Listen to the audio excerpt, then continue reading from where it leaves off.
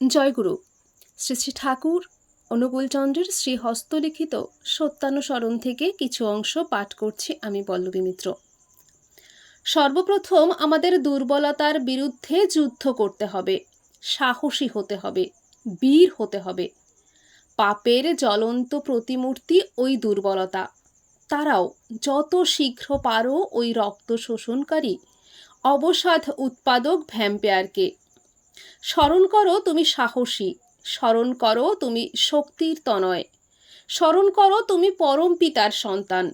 আগে সাহসী হও, অকপট হও, তবেই জানা যাবে তোমার ধর্মরাজ্যে ঢোকবার অধিকার জন্মেছে। এতটুকু দুর্বলতা থাকলেও তুমি ঠিক অকপট হতে পারবে না। আর যতদিন তোমার মন মুখ এক না হচ্ছে ততদিন তোমার মলিনতার গায়ে হাতও পড়বে না।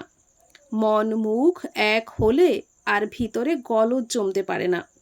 গুপ্ত আবর্জনা ভাষায় ভেসে উঠে পড়ে। পাপ গিয়ে তার ভিতর বাসা বাঁধতে পারে না। হটে যাওয়াটা বরং দুর্বলতা নয় কো, কিন্তু চেষ্টা না করাই দুর্বলতা। তুমি কোনো কিছু করতে প্রাণপণে চেষ্টা করা সত্ত্বেও যদি বিফল মনোরথ হও, ক্ষতি নাই। তুমি ছেড়ো না, ওই